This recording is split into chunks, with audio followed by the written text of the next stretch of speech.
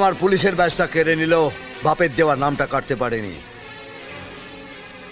অভিমন্যু নাগ বালি বোড়াও নয়, জল ঢোড়াও নয়, জাত গোখরো,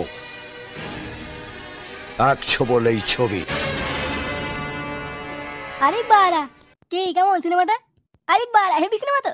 তবে আমি বলেছিলাম না হেভি সিনেমা দেখলে ভালো লাগবে। এবার আমি প্রথমে ভেবেছিলাম বালতাল সিনেমা, তাই দেখতে চাইছিলাম না। পরে দেখছি বাড়া সেটা ভাঙা সিনেমা। হ্যাঁ বাড়া, এইবারে হচ্ছে একটা ডন বাড়া, সেটা ভাঙা মস্তান।